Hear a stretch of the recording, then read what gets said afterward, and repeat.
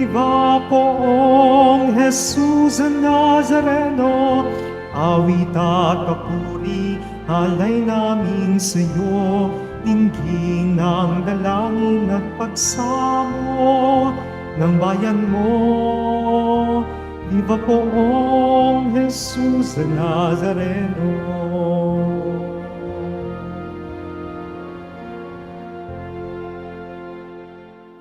Sa ngalan ng Ama at ng Anak at ng Espiritu Santo, Amen. sumainyo ang Panginoon. At sumayo rin. Mga kapatid kay Kristo at mga kadiboto, sa araw na ito ay ating ginugunita si San Antonio Abad. Araw ng Biyernes, araw ng ating debosyon, araw ng mga deboto, araw ni Jesus Nazareno. Tayong lahat ay tinipon ng ating Nuestro Padre, Jesus Nazareno, bilang kaanib ng angkan ng Diyos. Tinipon niya ang bawat isa sa atin sapagkat mahal niya tayo. Kaya dumulog po tayo sa ating maawaing Panginoon na nagpapatawad ng lubos. Inaamin ko sa makapangyarihang Diyos At sa inyo, mga kapatid, na lubha akong nagkasala sa isip, sa salita, sa gawa, at sa aking pagkukulang. Kaya isinasamo ko sa mahal na Birheng Maria, sa lahat ng mga anghel at mga banal, at sa inyo, mga kapatid, na ako'y ipanalangin sa Panginoong ating Diyos. Kaawaan tayo ng makapangyarihang Diyos. Patawarin tayo sa ating mga kasalanan at patnubayan tayo sa buhay na walang hanggan. Amen. Panginoon, kaawaan mo kami. Panginoon, kaawaan mo kami. Kristo, kaawaan mo kami. Kristo, kaawaan mo kami. Panginoon, kaawaan mo kami. Panginoon, kaawaan mo kami. Manalangin tayo. Ama naming makapangyarihan, pinagbigyan mong ikaw ay mapaglingkuran ni San Antonio Abad na sa disyerto namuhay. Pakundangan sa kaniyang pagdalangin, ikaw'y naway lubusang mahalin sa pagtalikod sa pansariling kaluwagan namin sa pamamagitan ni Hesus Kristo, kasama ng Espiritu Santo, magpa sa walang hanggan. Amen. Magsiupo muna po ang lahat. Pagbasa mula sa sulat sa mga Hebreo.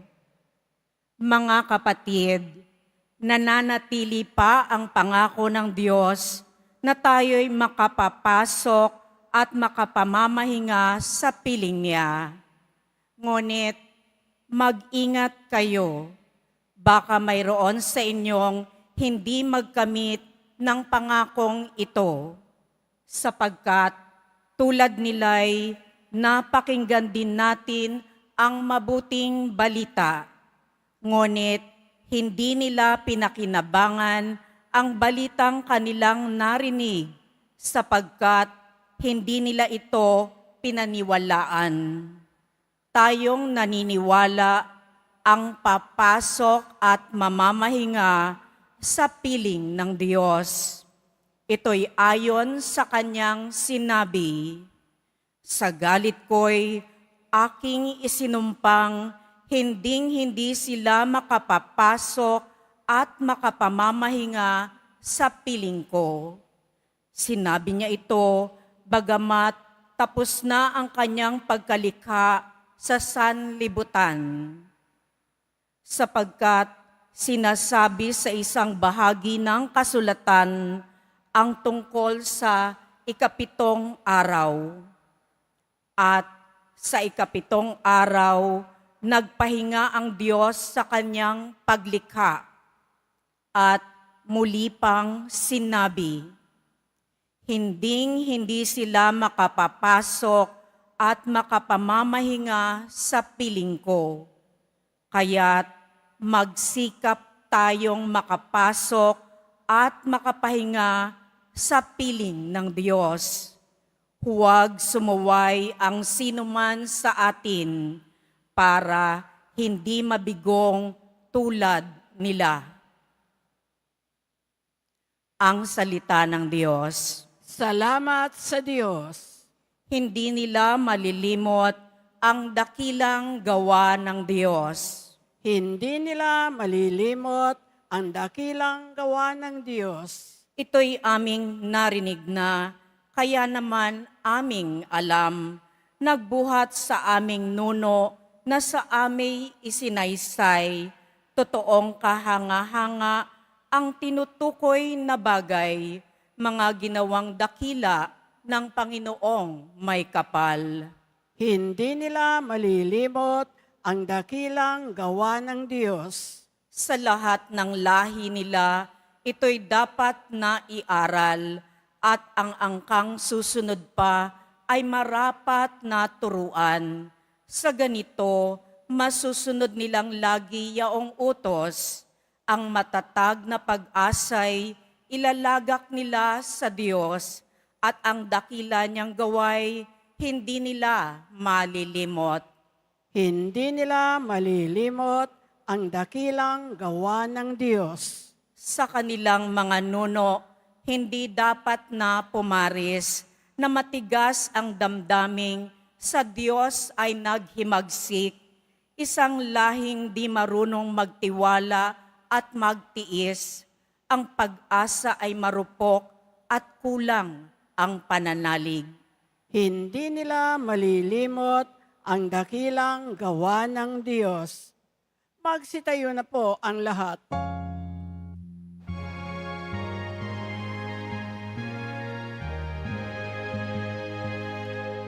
Alleluia,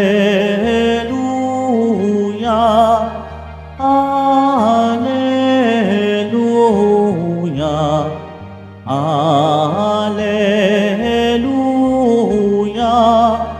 Alleluia.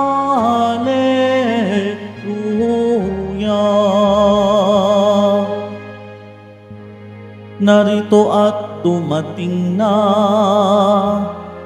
isang dakilang propeta, sugo ng Diyos sa bayan niya. Alleluia,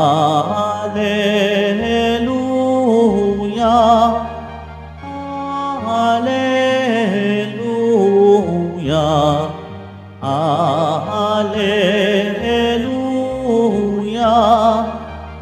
Alleluia.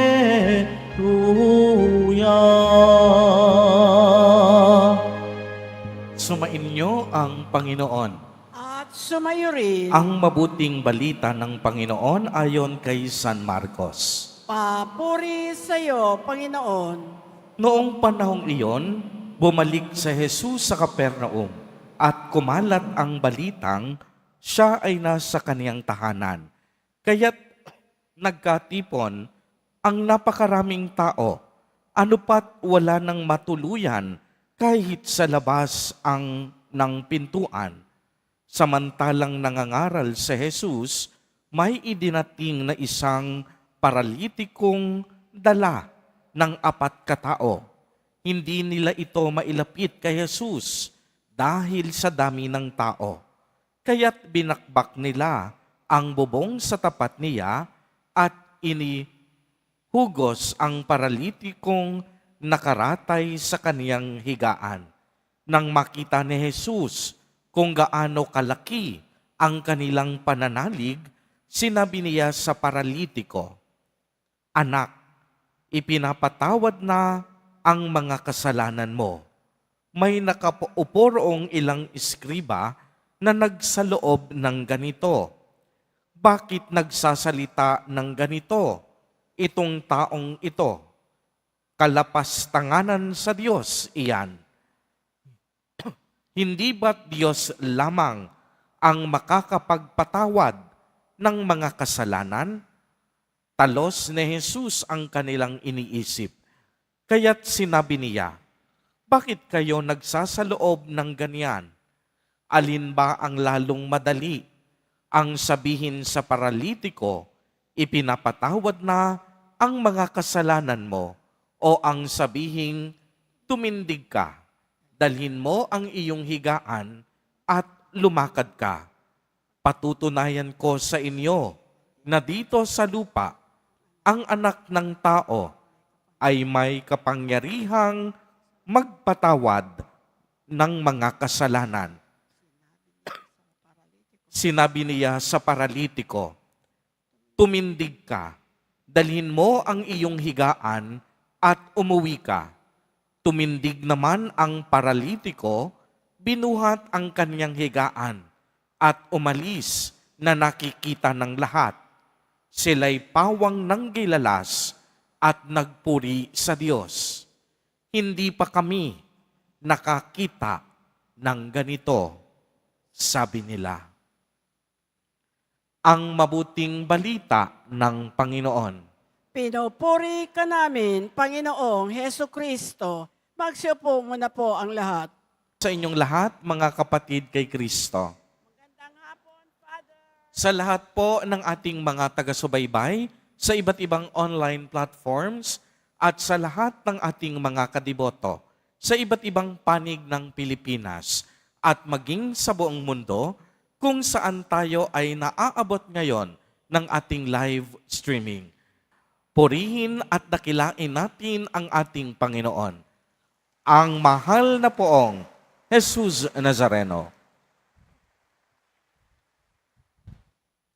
Mga kapatid kay Kristo at mga kadiboto, malugod po namin kayong tinatanggap sa Basilica Minor at Pambansang Dambana ni Jesus Nazareno. Ang unang pagbasa natin ay nagpapahayag na bagamat ang tao ay patuloy na sumusuway, ang Diyos palaging tapat sa kaniyang pangako upang tayo ay maligtas. Ang Diyos nananatiling tapat. Ang Diyos, ang pangako niya, hindi niya nililimot. Bagamat maraming pagkakataon na tayo ay lumalabag sa kaniyang kalooban. Kaya nga ang paalala sa atin, magsikap tayong makapasok at makapahinga sa piling ng Diyos. Huwag sumuway ang sinuman sa atin para hindi mabigo na katulad ng iba. Kaya nga napakaliwanag po na ang pagdating sa atin ni Jesus Nazareno ay ang magbibigay sa atin ng ibayong liwanag at tiyak na pag-asa. Ang kaniyang kabutihan ay ipapamalas niya sa pamamagitan ng awa at pag-ibig. Opo, pag-ibig at awa, dalawang makapangyarihang mga salita. Una, awa. Ang ating ebanghelyo ngayon tungkol sa kwento sa pagpapagaling ni Jesus sa isang paralitiko. Dalamarahil din ng awa ng kaniyang kaibigan. Ang paralitiko binuhat ng 4 na magkakaibigan at ginawa pa nilang magbutas ng bubong ng bahay upang maibaba lamang ang kanilang kaibigang nakaratay sa higaan. Kaya anong nangyari? Nung makita ni Jesus kung gaano kalaki ang kanilang pananalig, siya ay naawa. Pinatawad niya agad ang paralitiko sa kaniyang kasalanan. At ikalawa, pag-ibig. Hindi nagdalawang isip si Jesus Nazareno upang ang paralitikong ito ay gumaling sa kaniyang karamdaman.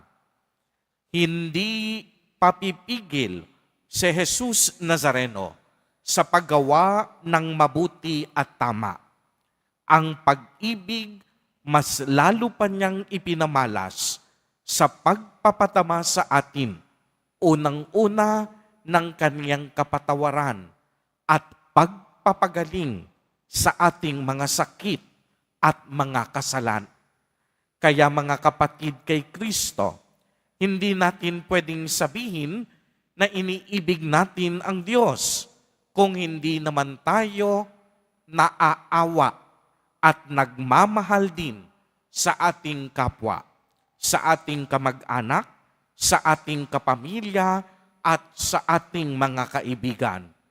Sabi nga ni Mother Teresa ng Calcutta, that the fruit of love is service, which is compassion in action.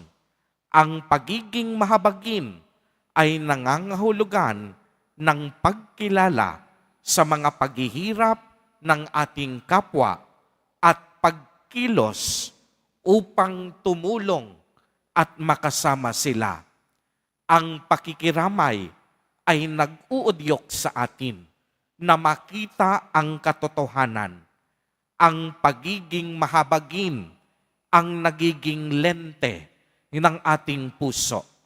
Ito ang nagpapahintulot sa atin na tanggapin at maunawaan ang tunay na kahulugan ng pagdurusa sa ating buhay. Kaya nga si Jesus palaging nagpapahayag ng kaniyang awa at pag-ibig. Ang bawat paggalaw ni Jesus ay paggalaw na punong-puno ng awa at pag-ibig. Sapagkat ang lingwahe ng Diyos ay walang iba kung hindi awa. Uulitin ko po, ang lingwahe ng Diyos ay awa. Kaya sa bawat salita na ibinubuhos, binabanggit at binabahagi ni Jesus, ito ay laging punong-puno ng awa at pag-ibig. Mga kapatid kay Kristo at mga kadiboto, tayong lahat na nakaranas ng awa at pag-ibig ng Diyos, naway tayo rin magkaroon ng awa sa ibang tao. Maipadama din natin ang ating pag-ibig, lalong-lalo na sa nangangailangan at kapuspalad. Amen. Purihin at dakilain natin ang ating Panginoon, ang mahal na poong Jesus Nazareno.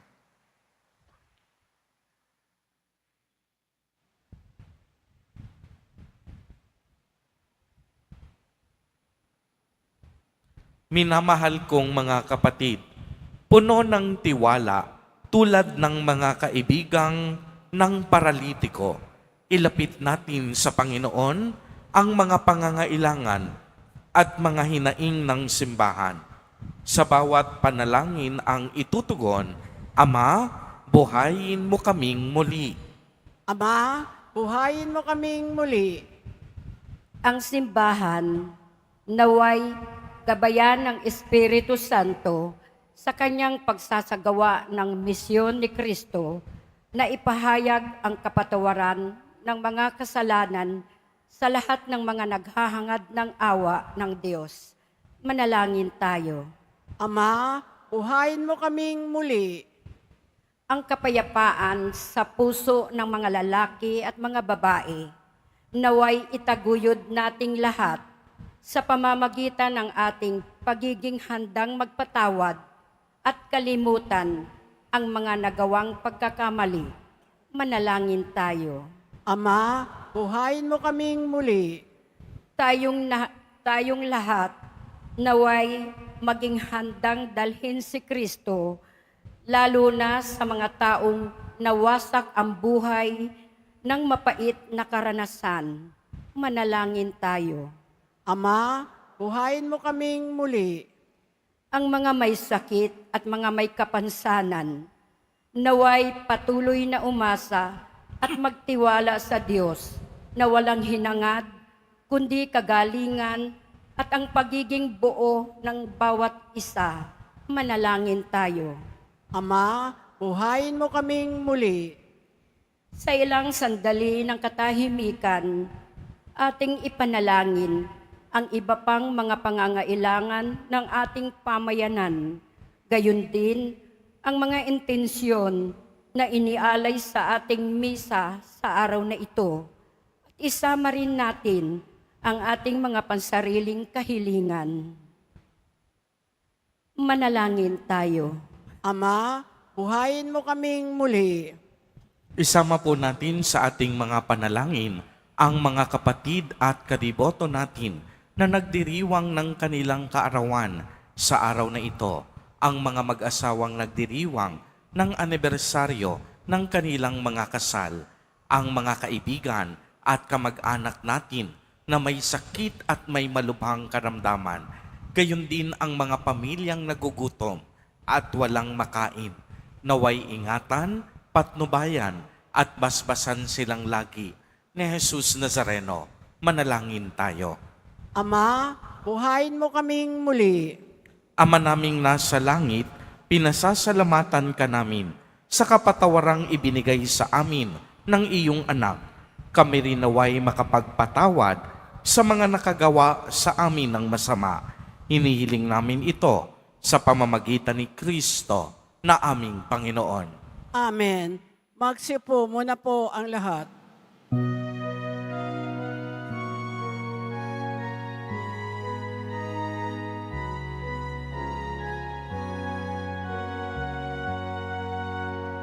Poong Jesus Nazareno, naririto kami sa harap mo. Alak at tinapay, alay namin sa'yo. Mula sa tangkay ng ubas at butil ng trigo, upang maging dugo't katawan mo. Jesus Nazareno, alak at tinapay, sa tanan ay nagbibigay buhay. Biyayang kaloob mo ay aming inaalay, aming hiling pagpapalat, buhay na dalisay. Magsitayo na po ang lahat. Manalangin kayo mga kapatid upang ang paghahain natin ay kalugdan ng Diyos amang makapangyarihan. Tanggapin nawa ng Panginoon itong paghahain sa iyong mga kamay sa kapurihan niya at karangalan sa ating kapakinabangan at sa buong sambayanan niyang banal. Ama naming lumikha, kalugdan mo ang mga alay namin ngayon, na si San Antonio'y aming ginugunita. Huwag nawa kaming mahadlangan ng anumang makalupa sa pagkamit namin ng kayamanang pinakadakila na tanging ikaw lamang sa pamamagitan ni Jesucristo kasama ng Espiritu Santo magpa sa walang hanggan. Amen. Sumainyo ang Panginoon. At sumayo rin. Itaas sa Diyos ang inyong puso at diwa. Itinaasa namin sa Panginoon. Pasalamatan natin ang Panginoong ating Diyos. Marapat na siya ay pasalamatan. Ama naming makapangyarihan, tunay ngang marapat na ikaw ay aming pasalamatan.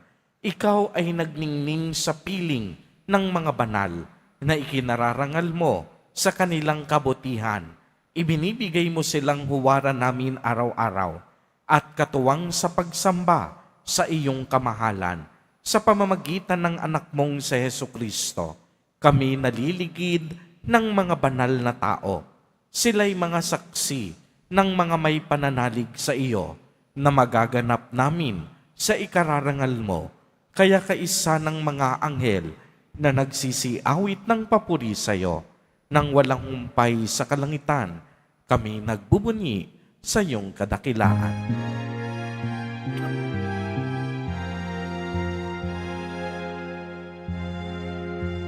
Santo, Santo, ang Inoong Diyos ng mga hukbo, napupuno ang langit at lupa ng kadakilaan mo. Hosana, Hosana, Hosana sa kaitaasan. Hosana, Hosana, Hosana sa kaitaasan. Pinagpala ang naparirito sa ngalan ng Panginoon. Hosana, Hosana, Hosana sa kaitaasan. Hosana, Hosana, Hosana sa kaitaasan.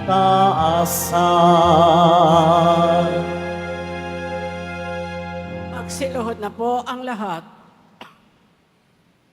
Ama naming banal, ikaw ang bukal ng tanang kabanalan.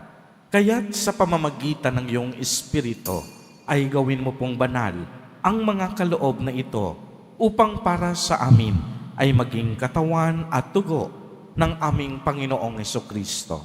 Bago niya pinagtiis ang kusang loob na maging handog, hinawakan niya ang tinapay, pinasalamatan kaniya, pinagati-hati niya iyon, iniabot sa kaniyang mga alagad at sinabi, "Tanggapin ninyong lahat ito at kanin. Ito ang aking katawan na ihahandog para sa inyo."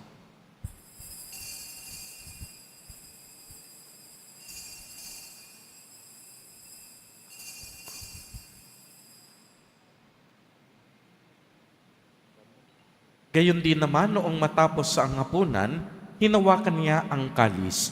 Muli kanyang pinasalamatan. Iniabot niya ang kalis sa kaniyang mga alagad at sinabi, "Tanggapin ninyong lahat ito at inumin. Ito ang kalis ng aking dugo, ng bago at walang hanggang tipan.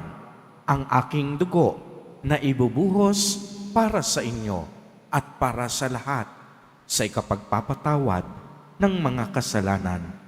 Gawin ninyo ito sa pag-alaala sa akin."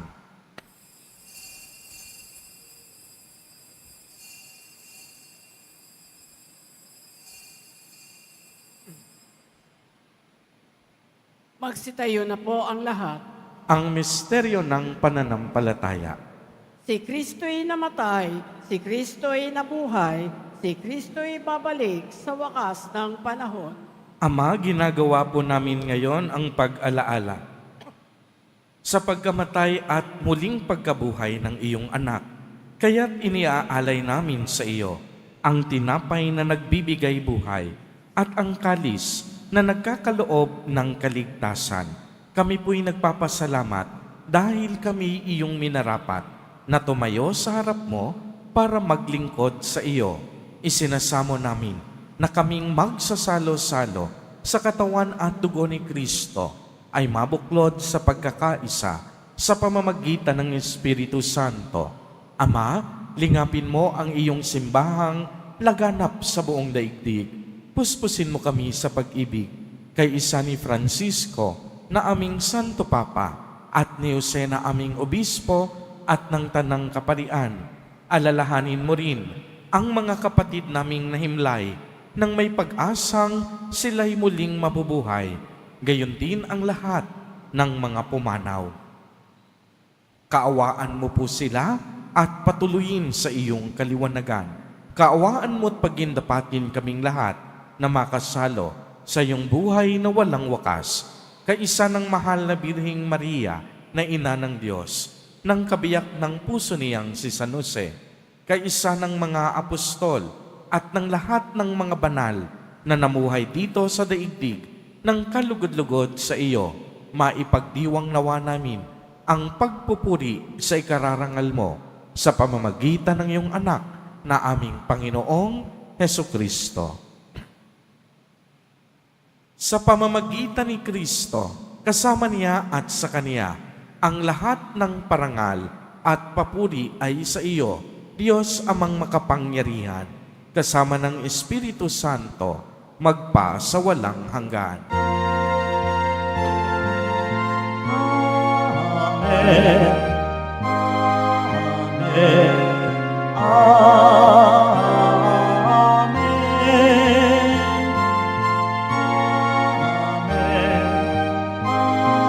Amen.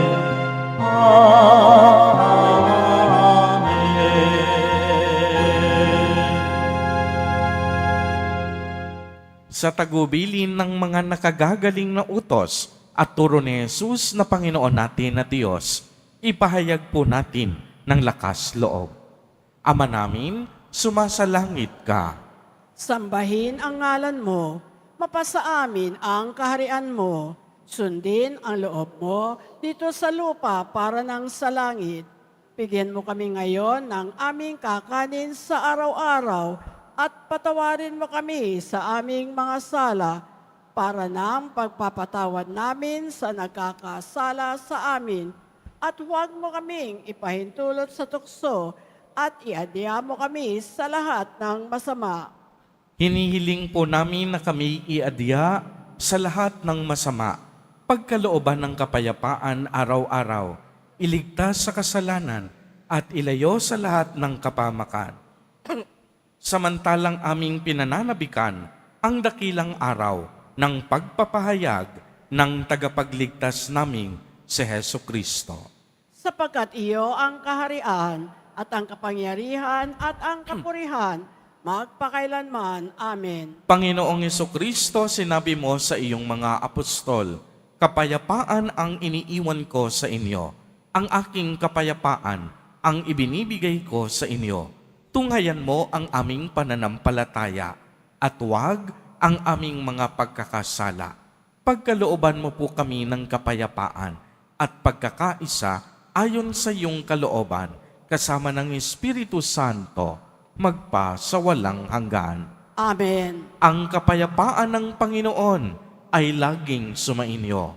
At sumayo rin. Magbigayan po tayo ng kapayapaan sa isa't isa.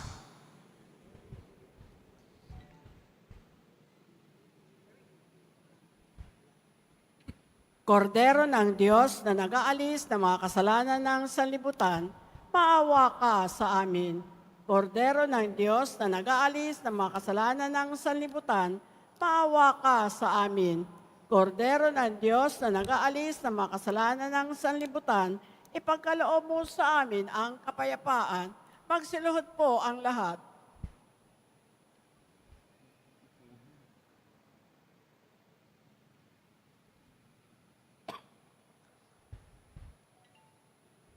Ito ang kordero ng Diyos. Ito ang nag-aalis ng mga kasalanan ng sanlibutan. Mapalad ang inaanyayahan sa kaniyang piging. Panginoon, hindi ako karapat-dapat na magpatuloy sa iyo, ngunit sa isang salita mo lamang ay gagaling na ako.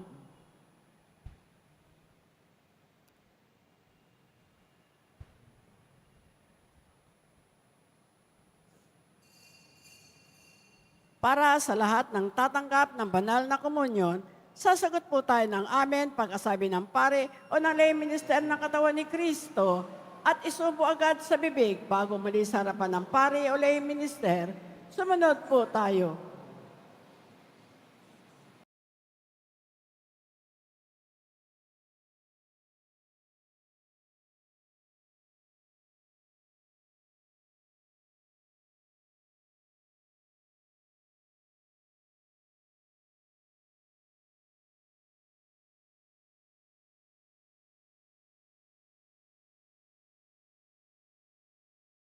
Manalangin tayo.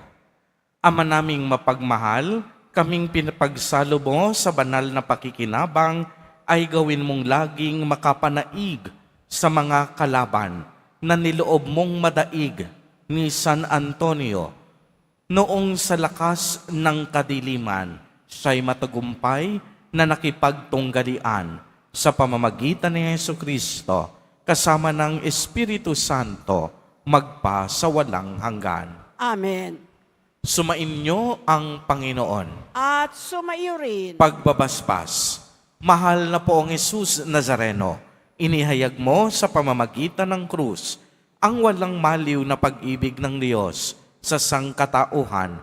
Pakinggan mo ang kahilingan lalo na para sa nangangailangan ng iyong tulong at awa.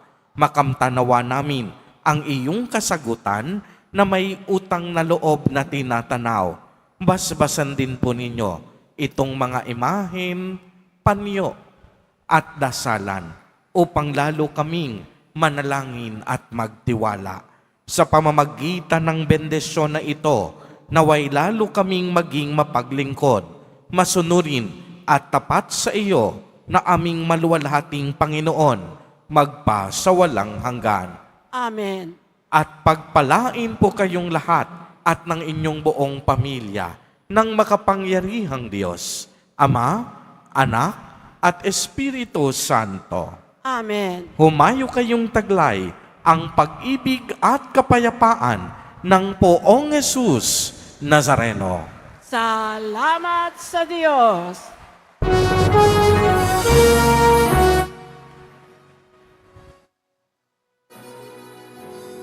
Nuestro Padre Jesús Nazareno, sinasamba ka namin, pinipintuho ka namin, aral mo ang aming buhay at kaligtasan. Nuestro Padre Jesús Nazareno, iligtas mo kami sa kasalanan. Ang krus mong kinamatayan ay sagisag ng aming kaligtasan. Nuestro Padre Jesús Nazareno, dinarangal ka namin. Nuestro Padre Jesús Nazareno, nilulwalhati ka namin. Nuestro Padre Jesús Nazareno, dinarangal ka namin. Nuestro Padre Jesús Nazareno, nilulwalhati ka namin.